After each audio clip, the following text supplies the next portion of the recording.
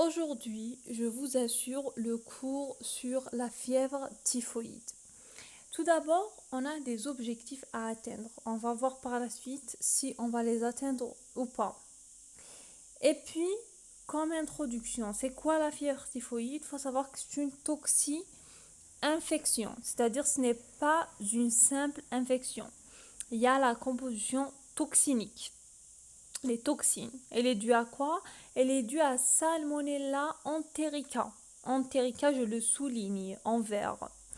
C'est la seule espèce pathogène pour l'homme. Donc il y a une seule espèce, c'est Salmonella enterica, qui donne une toxi-infection chez l'homme. C'est quoi au fait? C'est une bactériémie, c'est-à-dire il y a le passage des bactéries dans le sang à porte d'entrée digestive, à point de départ lymphatique. C'est-à-dire la porte d'entrée, elle est digestive, puis ça va aller vers la lymphe. Le point de départ, il est au niveau lymphatique. C'est une maladie à transmission hydrique, c'est-à-dire elle fait partie des MTH, comme le choléra. C'est, au fait, elle donne des épidémies, mais elle est endémo-épidémique, c'est-à-dire elle est partout dans le monde. Pardon, elle n'est pas partout dans le monde. Donc, elle donne des endémies, des épidémies, mais dans des lieux spécifiques. C'est pas des pandémies, c'est des épidémies. Okay? Elle est un peu partout, mais elle ne donne pas des pandémies. C'est une maladie, il faut savoir qu'elle est à déclaration obligatoire et c'est bien de savoir les MDO, les maladies à déclaration obligatoire. En infectieux, c'est très très très important. D'ailleurs, tout ce qui est contagieux et tout ce qui peut donc donner une épidémie, c'est une maladie à déclaration obligatoire. Donc, c'est quoi l'agent causal? On va parler du Salmonella enterica. Il faut savoir que donc ce qu'il faut retenir, c'est le Salmonella typhi, ou bien ce qu'on appelle le bacille d'Hébert. Puis parce que ceux qui donnent les fièvres paratyphoïdes, ce n'est pas vraiment pour le... En fait, c'est le Salmonella paratyphi, ABC, mais ce n'est pas plus grave que ça. Ce qui est grave, c'est le typhi, c'est le bacille d'Hébert qui est le plus grave. Ça, c'est ce qu'il faut vraiment retenir. Puis, toujours dans l'agent causal, donc on a dit que son genre, c'est Salmonella. Et il fait partie de la famille des Enterobacteriaceae. Et au fait, c'est quoi? C'est un bacille gram négatif qui est muni de flagelles. Donc, le flagelle, au fait, c'est par rapport à l'antigène H qui vont lui conférer cette mobilité. Donc, comme j'ai dit, ici, c'est bien de le savoir, car dans les médicaments, on va se référer à ça. En fait, pour le flagelle, pour comprendre un peu comment cette bactérie donc a sa structure, donc vous avez les flagelles qui sont représentés par l'antigène H, la membrane externe ou bien l'hypopolysaccharide ou bien l'endotoxine qui est l'antigène O et l'antigène capsulaire. C'est au fait, il est utilisé donc dans le traitement, comme on a dit, préventif, donc dans le vaccin. C'est ce qu'on appelle le vaccin polysaccharide. On utilise donc l'antigène capsulaire. Donc, on va utiliser des anticorps capsulaires. Ça, c'est juste, à titre en vrai informatif, mais c'est bien de le savoir. Ça, c'est un peu pour l'histoire. Donc, on a dit c'est le bacille d'Hébert. Donc, il y a Carl Joseph Hébert qui a découvert ce bacille gram négatif qui donne la fièvre typhoïde en 1980. Et donc, il y a Georges Vidal. D'ailleurs, on va parler de la réaction de séroagglutинation qui est la réaction de Vidal. Donc, il a découvert en 1898, qui est très importante. Ok, là c'est pour l'histoire en fait. Il y a Marie typhoïde, on l'a appelée Marie typhoïde car elle avait la fièvre typhoïde, elle cuisinait, elle travaillait dans un restaurant à New York et puis elle était donc à l'origine d'une infection de 53% qui a entraîné plusieurs décès. Puis donc elle a fait quoi? Donc, elle a exercé son métier de cuisinière dans un restaurant. Et puis, donc, elle a aussi... ils l'ont découvert. Donc, ils ont découvert que c'était la source de l'infection. Mais elle a continué à exercer. Elle était partie sur une île déserte. Puis, elle est revenue. Et elle a toujours continué à exercer ce métier-là. Et elle a été toujours à l'origine d'une infection de 25 autres cas. Et puis, donc, ils lui ont reproché ça. D'ailleurs, ils l'ont surnommée Marie typhoïde. Puis, elle elle a décédé, donc elle décéda donc à un hôpital, donc finalement en novembre. Donc c'est la petite histoire. Donc c'était contagieux et c'est pour ça on appelait ça Marie typhoïde. Donc et sa forme en fait elle était asymptomatique. Donc c'est juste pour dire qu'il y a des formes asymptomatiques. Et voilà, et le germe, il peut se trouver partout dans les selles, dans le sang. On va découvrir par la suite les moyens de diagnostic. Donc pour ce qui est de l'épidémio, donc on parle de notre pays en Algérie. Il faut savoir que c'est un problème de santé publique vu qu'on a un problème d'eau. Donc le problème d'eau qui est insuffisant en quantité et en qualité. Du coup, on trouve que toutes les régions de l'Est, Sétif, Bourg-Bridge et Taref, toutes ces régions-là, on trouve que le taux d'incidence de la fièvre typhoïde, il a quand même augmenté. Voilà, donc l'eau, donc les moyens d'évacuation, de consommation, donc l'eau de consommation est généralement contaminée. Donc, dans le monde, il faut savoir qu'elle sévit à faible dans les pays en développement, faible niveau d'hygiène, donc tout ce qui est eau et alimentation aussi. Pourquoi? Parce qu'on cuisine avec de l'eau. Voilà, donc c'est systématique. Ça, c'est un peu pour voir que, en fait, c'est la ceinture de pauvreté. En fait, c'est les pays de pauvreté, c'est la mauvaise hygiène d'eau. Pour le réservoir, il faut savoir qu'il est strictement humain, c'est bon de le savoir. Et donc, il y a les malades, il y a les convalescents, c'est-à-dire c'est les faux malades. Donc, il y a un contrôle sur leur maladie, mais il n'y a pas une négativité totale. Donc, il ne faut pas les laisser. Donc, ils sont en voie de guérison, mais ils ne sont pas totalement guéris. Il y a les porteurs aussi asymptomatiques comme Marie typhoïde. Donc, c'est très dangereux. Ça fait disséminer la maladie. Et aussi les formes chroniques. Ça, c'est pour dire, donc, elle est strictement humaine et elle se transmet par le biais des malades, des convalescents, des porteurs asymptomatiques et des malades chroniques. Donc, comme on a dit, il y a l'excrétion des salmonelles typhi dans les matières fécales. Donc, c'est féco-oral. La transmission, elle peut être directe, surtout directe, manuportée. C'est la maladie des mains sales, des mains souillées. Donc, c'est plus rare. En vrai, la voie directe, elle est plus rare que la voie indirecte, pardon. Je ne sais pas ce que j'ai dit avant. Donc, quand on touche quelqu'un qui est malade, il nous transmet la maladie, d'où le lavage fréquent des mains pour protéger. Et on a aussi la transmission indirecte par l'ingestion d'eau souillée. On a dit c'est une maladie à transmission hydrique. Voilà, donc tout ce qu'on peut ingérer qui vient de l'eau, à partir de l'eau. Parmi les facteurs de risque, c'est très important de le souligner, c'est l'hypochloridrie gastrique. C'est pourquoi? Car l'acidité gastrique, c'est un facteur protecteur. Donc, il tue les salmonelles. Donc, tous les gens qui sont sous antiacides, sous IPP, les inhibiteurs de la pompe à protons, sous antihistamine, les anti-H2, ils sont plus susceptibles à l'infection. C'est comme ça qu'il faut retenir. Il faut comprendre pour retenir l'information. Pour la physiopathologie, ce que je veux que vous reteniez, c'est que c'est une bactériémie à point de départ adénolymphatique, c'est-à-dire c'est dans la lymphe, c'est dans les ganglions.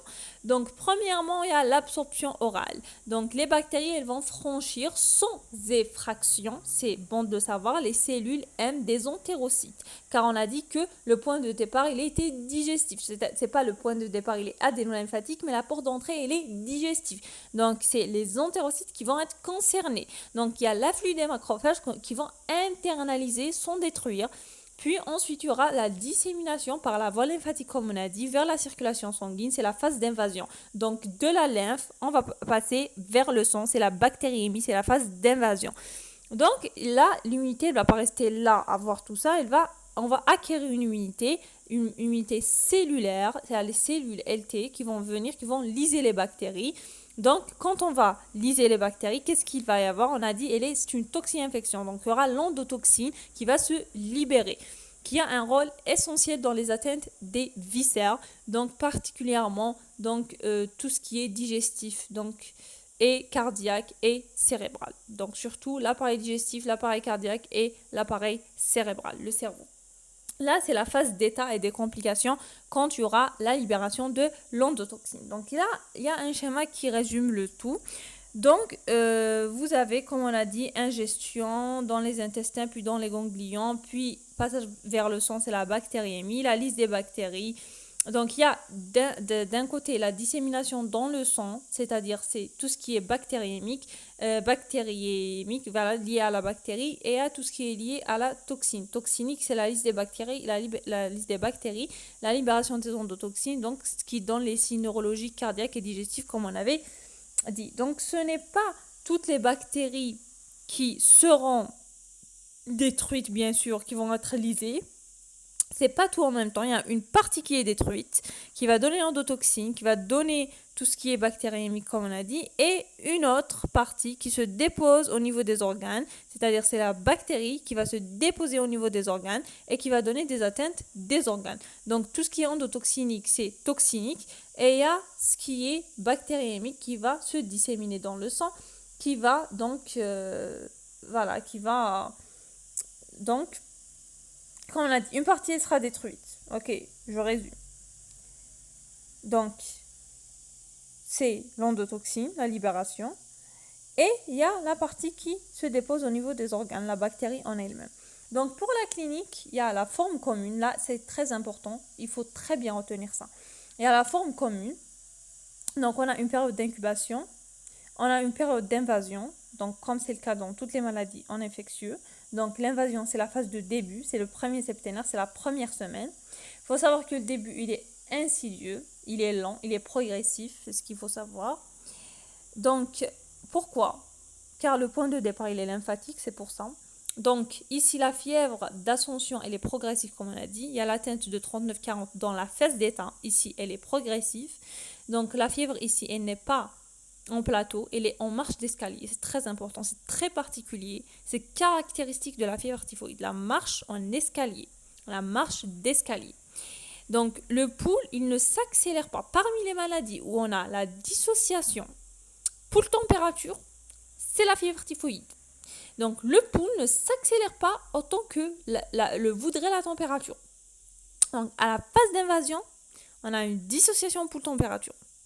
Donc, la fièvre, elle monte, vous voyez, dans le schéma de 1 degré du matin au soir et elle descend de 0,5 degré du soir au matin. Donc, de 38 degrés, elle va atteindre 40 degrés en moyenne en 7 jours. Au bout d'une semaine, c'est le premier septénaire et elle reste à 40 degrés pendant la phase d'état. Donc, parmi les signes qu'on peut trouver dans la phase d'invasion, vous avez le syndrome pseudogrippal, des myalgies, une toux sèche, l'asthénie, des troubles digestifs, douleurs abdominales, constipation, des troubles neurologiques. Et puis, ce qui est très caractéristique, que je veux que vous souligniez, que je veux que vous reteniez, c'est l'épistaxis. Il est unique et c'est très évocateur. Donc, si je résume, à la phase d'invasion, les signes caractéristiques nous rappellent la fièvre typhoïde, qui nous rappellent la fièvre typhoïde sont 3, en nombre de 3. Fièvre en marche d'escalier, qui est progressive, dissociation pour température très important et surtout l'épistaxis. On est d'accord. Donc pour les signes physiques, il faut savoir que c'est très pauvre à ce stade. On va rien trouver, on va trouver des trucs pas du tout caractéristiques. Le météorisme, constipation, ce n'est pas la fièvre typhoïde. Fossiliaque droite sensible, splénomégalie discrète, c'est normal, il y a une bactériémie. La langue qui est saburale, rarement l'angine de Duguay, pas vraiment caractéristique à ce niveau. Donc au niveau des amygdales, c'est exceptionnel, c'est surtout au niveau de la phase d'état. Ok, c'est bon. Auscultation pulmonaire, petit râle, c'est pas caractéristique. C'est pas parce que je trouve les râles, c'est pas parce que je trouve la constipation, le météorisme, la fossiliaque droite sensible que je vais me dire que c'est une fièvre typhoïde. Si je trouve la dissociation pour température, si je trouve une température en marche d'escalier, si je trouve l'épistaxis, je peux penser à la fièvre typhoïde et c'est très très intelligent de votre part de penser à la fièvre typhoïde à la phase d'invasion. Les bons médecins, les bons infectiologues reconnaissent la maladie à la phase d'invasion, de début. À la phase d'état, on peut tous la reconnaître, c'est très caractéristique. La phase d'état, c'est la maladie elle-même, c'est les signes de la maladie. Ok, donc on y va à la phase d'état. C'est le deuxième septénaire, c'est-à-dire donc durant la deuxième semaine, c'est les 15 jours. Donc une fois que la température atteint 40 degrés, elle ne descend plus. Donc le tableau se complète. La fièvre est en plateau à 40 degrés. Le pouls il est dissocié, donc 90 à 100. Clairement, franchement dissocié, si je veux dire. Donc à cette phase, on aura les premiers signes d'imprégnation toxinique. Donc l'endotoxine a une affinité, il faut savoir ça, pour le système neurologique, cardiaque et digestif. Je l'ai déjà dit, je le redis.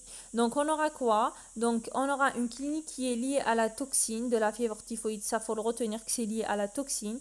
C'est les signes neurologiques, neuropsychiques. Retenez-moi le tuphos. Le tuphos, au fait, c'est quoi? C'est le fait de dormir la journée et on a la somnolence la nuit.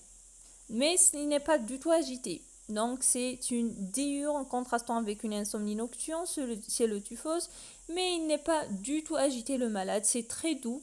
Donc le tuphos il s'accompagne peut-être d'un délire onirique de rêve, mais il est doux, tranquille, pas agité, et des mouvements stéréotypés, comme le fait de compter la monnaie ou des trucs comme ça. Ok? Ça c'est ici neuropsychique, retenez-moi le tuphos. Les signes digestifs, faut apprendre les caractéristiques de la diarrhée. La diarrhée, elle est liquide, fétide, de couleur ocre. Classiquement, jus de melon plus douleur abdominale. Donc, elle est jaune ocre, pas de sang, pas de glaire. Retenez-moi, la diarrhée dans la fièvre typhoïde, elle est liquide, fétide, jus de melon. Retenez-moi ce jus de melon. Et puis on a des signes cutanés ou muqueux. Retenez-moi les taches rosées lenticulaires qui est un signe pathognomonique de la fièvre typhoïde, c'est-à-dire quand je trouve ces petites macules rosées rondes ou ovalaires de 2 à 3 mm, toutes petites, c'est-à-dire de diamètre, au niveau des flancs ou du thorax, ou bien du flanc et du thorax, qui sont inconstants, faut le savoir. Donc leur absence ne veut pas dire que ce n'est pas une fièvre typhoïde. Là, si je trouve ça, c'est des taches rosées lenticulaires, je me dis est égal à la fièvre typhoïde. Si je ne les trouve pas, ça ne veut rien dire. L'angine de Duguay, au fait, c'est des petites ulcérations au niveau des piliers antérieurs du vol des palais, des amygdales. Donc, ça aussi, il faut savoir le chercher, mais ce n'est pas toujours constant. Donc, bien évidemment, si je vous parle de tout ça, c'est de la philosophie, donc on va voir des images. Donc ça, c'est les taches rosées lenticulaires. Et quand elles disparaissent rapidement, c'est vraiment évocateur de la fièvre typhoïde. Elles sont, donc on a dit, inconstantes et elles disparaissent rapidement. Faut les voir et faut les retenir, ok? Ça, c'est l'image typique qu'on trouve sur Google, ok? Voilà, donc, pour l'examen physique, toujours fossiliaque, droite, sensible, gargouillante, comme des gaz au fait. Une splénomégalie type 1, c'est-à-dire elle est congestive, indolore, molle, 1 ou 2. C'est juste une petite rate. Septicémique. Ok, donc si je résume la phase d'état, écrivez avec moi quand je résume, c'est très important. Phase d'état de la fièvre typhoïde, on a ce qu'il faut retenir, c'est une fièvre en plateau à 40 degrés, un pouls clairement qui est dissocié, de la diarrhée, jus de melon ocre, un tuphos plus ou moins des mouvements stéréotypés, des taches rosées lenticulaires, l'angine de Duguay et la rate, splénomégalie type 1, septicémique. C'est tout ce qu'il faut retenir. Après là, ils vous disent une langue sèche et saburale, donc dans toutes les infections ce n'est pas spécifique, des râles bronchiques, fin ou de base, c'est pas spécifique du tout. Et si vous avez un petit schéma qui résume toute la clinique, donc vous avez les taches rosées lenticulaires, les maux de tête, l'épistaxis, les vomissements, splénomégalie, douleur abdominale, donc ça résume juste comme ça. Donc, comment va se faire l'évolution? Sans traitement, l'évolution spontanée, donc il y a la guérison qui est possible sans traitement, ok. Mais il faut savoir que c'est plus lent. C'est plus lent. Complications fréquentes, décès fréquents. Mais c'est lentement. Donc, sous traitement, si je donne le traitement, c'est rapide et c'est favorable. Ok, donc il y a la baisse de la température en 2 à 7 jours, donc avant le 7e jour. Voilà, donc il y a la chute en lysis qui est obtenue vers le 7e jour. Donc, il faut savoir, ça c'est important de savoir qu'après guérison, on peut avoir un portage intestinal des salmonelles typhi qui peut persister pendant plusieurs mois, voire 6 mois. Soit c'est bon quand je donne le traitement au bout du 7e jour, il y a la défervescence thermique, c'est bon. Soit il y a le salmonelle qui va donner donc un portage intestinal. Ça, c'est surtout chez les malades qui ont des colites, des maladies digestives, etc. Donc, mais Donc, pendant ces 6 mois, donc quand je dis portage, c'est de manière asymptomatique. Il faut savoir que ce n'est pas un échec au traitement, ce n'est pas une résistance, c'est un portage. Et parmi les causes qui favorisent vraiment le portage que je veux que vous allez retenir, que vous reteniez, c'est la vésicule biliaire lithiasique. Quand j'ai des lithiases, des calculs au niveau de la vésicule biliaire, c'est la cause du portage. Pourquoi? Car c'est difficile que l'antibiotique agisse avec des calculs. Ça empêche la bonne diffusion de l'antibiotique. Voilà. Le portage intestinal, écrivez avec moi, chronique de salmonelle, est favorisé par une vésicule biliaire lithiasique. Il faut faire donc quoi? Des coprocultures pour vérifier que les salmonelles ont disparu ou pas dans les selles. Très bien. Ça, c'est le récapitulatif. Récapitulons. Phase d'incubation, invasion, tout ce que j'ai dit, phase d'état et l'évolution vers la guérison, les complications ou les rechutes, le portage intestinal qui n'est pas une rechute, qui n'est pas une résistance, qui n'est pas un échec du traitement. Donc les complications aussi, ça faut le retenir, faut l'écrire, les facteurs de risque. C'est quand on a une mortalité, c'est quand on a les facteurs de risque de complications. C'est le délai thérapeutique, c'est-à-dire, je veux dire par là, le retard thérapeutique, le type d'antibiotique, l'antibiothérapie qui est inefficace, donc pas le bon choix, ou bien une résistance. Donc, il faut qu'il soit actif sur les salmonelles et qu'il y ait, donc il va avoir une bonne diffusion lymphatique. Aussi la taille de l'inoculum. Ça définit si c'est simple ou c'est grave. Donc la taille importante de l'inoculum, c'est un facteur de risque. Et les antiacides, comme on a dit. Donc si je résume, les facteurs de risque de complications dans la fièvre typhoïde, c'est le retard thérapeutique, l'antibiothérapie inefficace, pas le bon choix aux résistances, la taille importante de l'inoculum et la consommation régulière d'antiacides. Donc, on vient de voir les facteurs de risque des complications, on doit voir les complications. Il y a des complications qui sont liées à l'endotoxine, et il y a des complications qui sont liées à la bactérie elle-même. Donc, il faut savoir que les complications, elles vont apparaître après 2 semaines d'évolution en général. Et on a les complications endotoxiniques en premier qui sont les plus fréquentes. On a des complications digestives à retenir les hémorragies occultes, c'est-à-dire elles vont se manifester par des anémies progressives, la pâleur et tout. Donc, par micro-ulcération, on aura des micro-ulcérations. C'est même que l'angine de Duguay en vrai. Mais au fait, il faut faire donc la formule. Et elles peuvent se manifester par des perforations intestinales. Ok, c'est important de savoir. Donc, ici, elle entraîne soit une péritonite franche, donc vous aurez le ventre de bois, la défonce, la douleur, les ballonnements, ou bien une péritonite asthénique. Asthénique, c'est-à-dire elle va pas se manifester par le ventre de bois, etc. Donc, on va parler de la forme déjà franche, comme on a dit. Ok, le tableau d'abdomen chirurgical, l'abdomen chirurgical aigu. Ok, donc là le patient il est conscient, le tableau il est alarmant. Et on a la forme asthénique. Et donc là on vous dit surtout le tufos, vous pouvez le trouver. C'est difficile de le diagnostiquer. Donc pour faire la distinction entre une perforation intestinale, ok, et un syndrome pseudo-perforatif. Ok, est-ce que c'est réellement une perforation qui peut entraîner une péritonite, ou bien un syndrome pseudo-perforatif, donc ça ressemble mais ce n'est pas une perforation. Là, il faut faire 2 trucs. Il faut faire l'hémogramme, donc la formule. Ok, vous allez trouver une hyperleucocytose à PNN, si c'est réellement une perforation. Et l'ASP, si c'est réellement une perforation, vous allez avoir un pneumopéritoine. Donc, c'est ce qu'on est en train de parler ici. Donc, il y a 2 examens qui ont une grande valeur pour différencier donc, la perforation du syndrome pseudo-prolifératif, c'est l'hémogramme. Donc, normalement, elle ne donne pas. Donc, l'hyperleucocytose avec polynucléose neutrophile,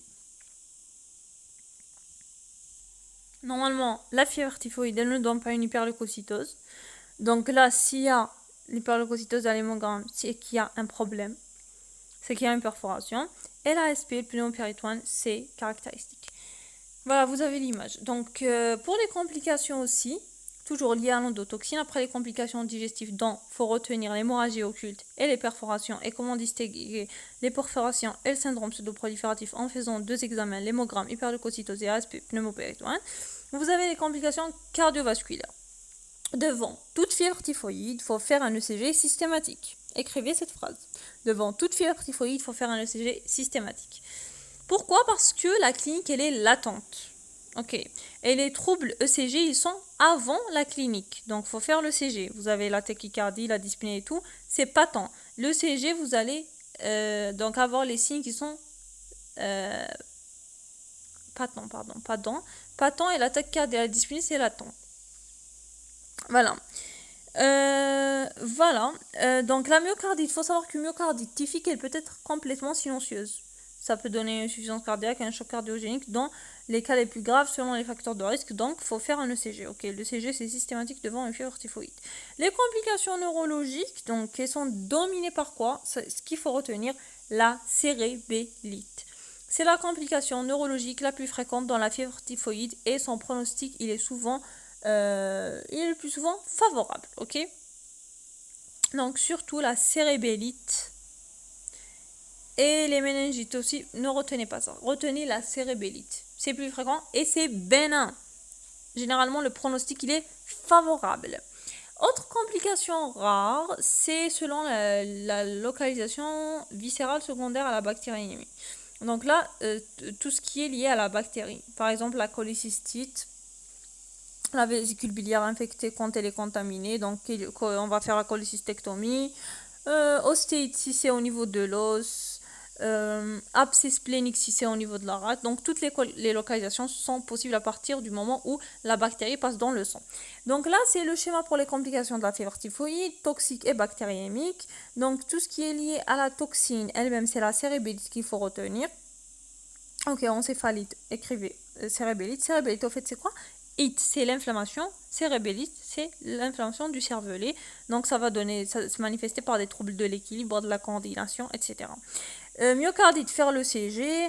Perforation intestinale, hémorragie digestive, c'est les complications digestives très importantes à retenir, à distinguer l'ASP et, comme j'ai dit, la FNS. Et vous avez les phlébites, l'arthrite et tout, spondylodicite, tout ce qui est lié, l'ostéite, tout ce qui est lié à la bactérie elle-même. Et vous avez cérébellite, myocardite, perforation intestinale, hémorragie digestive qui sont liées à la toxine. Ok, c'est bon. Donc, pour les formes cliniques, c'est difficile à diagnostiquer. Ok. Quand il y a des formes qui sont difficiles. Par exemple, chez l'enfant, les formes atténuées, les formes digestives, ça peut simuler l'appendicite. On a dit la fosse iliaque droite toujours, la sensibilité à ce niveau-là et tout. Ça peut simuler. Donc, ça peut prendre un tableau clinique chirurgical. Les formes décapitées par des médicaments, l'amoxicilline, les antibiotiques actifs. Donc là, ça complique le fait de poser le diagnostic. Les formes respiratoires, là, tout et tout. Voilà, les diarrhées, quand c'est compliqué. Donc là, les bronchites et tout. Il peut y avoir des formes qui vont pas donner de la diarrhée carrément. Neurologique, hémorragique. Voilà, donc là, ça c'est difficile. Pour les parathyroïdes, un petit mot, elles sont plus rares, moins graves. Dû à Salmonella paratyphi A, Salmonella paratyphi B, maladie similaire à la fièvre typhoïde au fait. L'incidence elle est moindre, surtout au niveau de l'Asie. Pour tomber malade, il faut que l'inoculum soit important, ok. L'incubation elle est plus courte. La sévérité on a dit qu'elle est moindre, moins grave, moins de complications.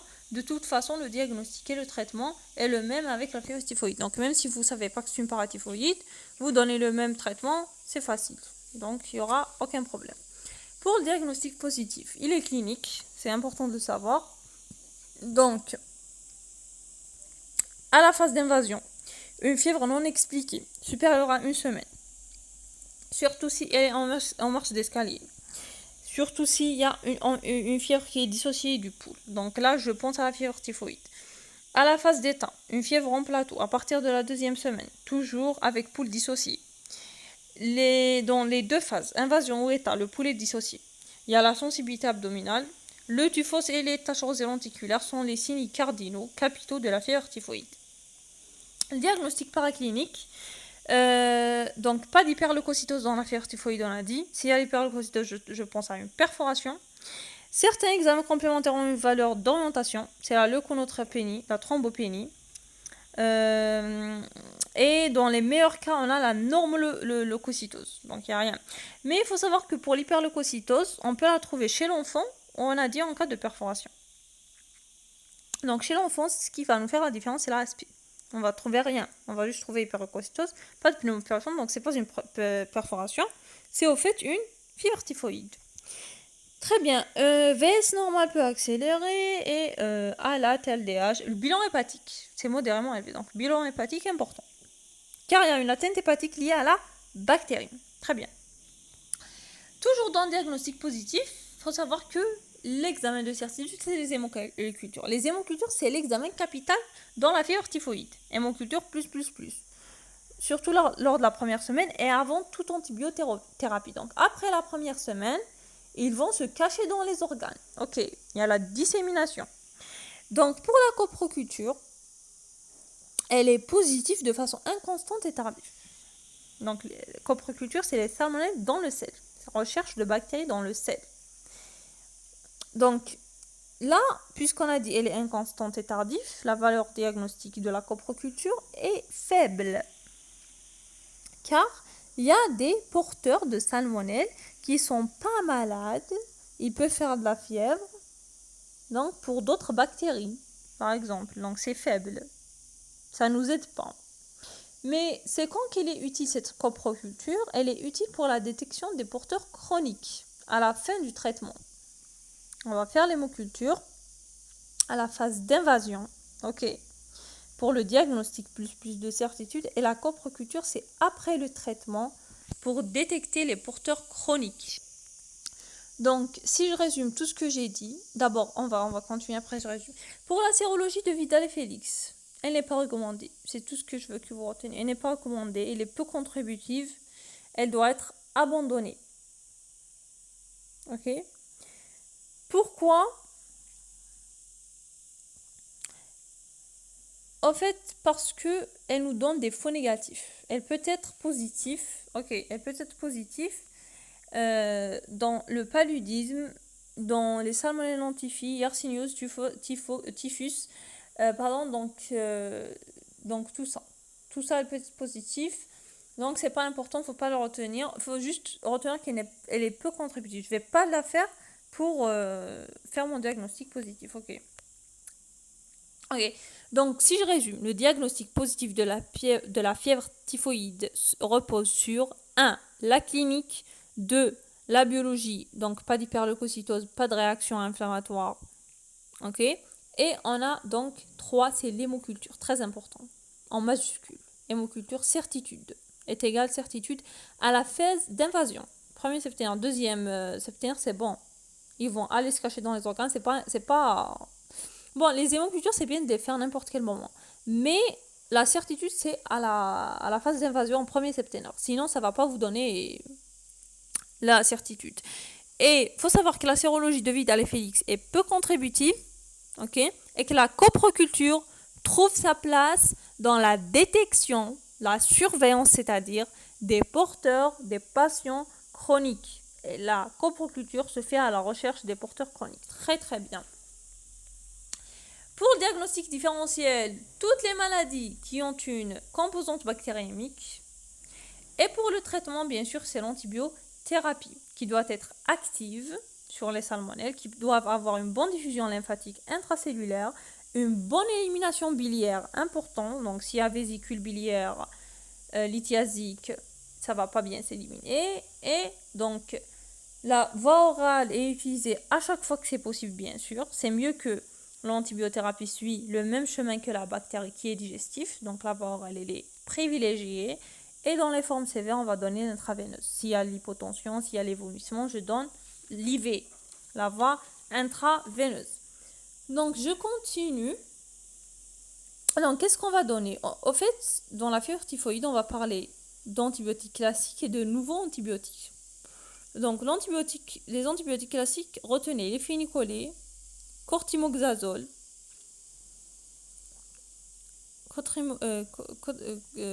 cotrimoxazole, ou bien ce qu'on appelle le Bactrim, l'ampicilline, l'amoxicilline. Pour les nouveaux antibiotiques, retenez la ceftriaxone, les céphalosporines 3e génération, fluoroquinolone, ofloxacine, ciprofloxacine et azithromycine, qui est un macrolide et non pas tous les macrolides. On parle que d'azithromycine.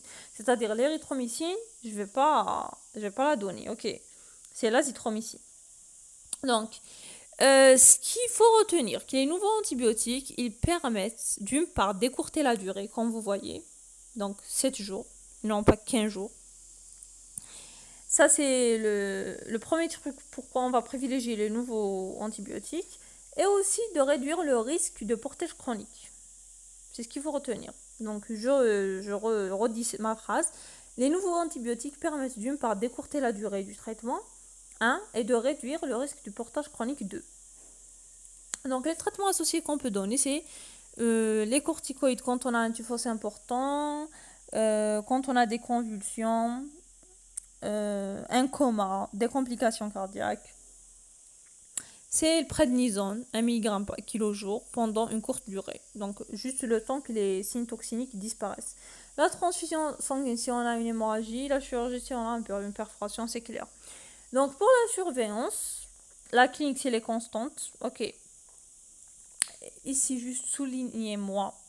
Température, pression artérielle, si vous avez, ok, le pouls. Toute accélération du pouls doit faire craindre une complication. Ok? Toute accélération du pouls, c'est-à-dire quoi? C'est de la dissociation. J'aurai une association à la température. Donc, c'est l'absence, la disparition de la dissociation. Doit faire craindre une complication, et généralement cardiaque. Donc, vous allez faire l'auscultation cardiaque, le CG, systématique, car c'est silencieux, à la recherche du myocardite et tout. Observation des selles, syndrome hémorragique, recherche de sang, et examen de l'abdomen, à la recherche d'une perforation. Pour le traitement, toujours la surveillance, elle va être biologique, surveillance d'anémie, globules blancs, plaquettes et tout, l'hyperleucocytose, la perforation. Et ça aussi, soulignez-le, après arrêt du traitement, 2 coprocultures, 2 à 48 d'intervalle, sont recommandées pour affirmer l'absence de portage. Donc, si toutes les 2 sont négatives, c'est-à-dire qu'il n'est pas un porteur. Donc, pour dire que le patient n'est pas porteur, il faut faire 2 coprocultures à 48 heures d'intervalle et ils n'ont pas rajouté au-delà de 6 mois. Donc, après 6 mois, je fais 2 coprocultures. Si c'est un porteur, les 2 sont positifs. Si ce n'est pas un porteur, les 2 sont négatifs. Et non pas une ou les 2. Donc là, il faut rechercher la cause et la traiter. Si c'est une lithiase au niveau de la vésicule biliaire, c'est la cholécystectomie. La prévention, elle est tout d'abord, bien sûr, collective, la déclaration obligatoire.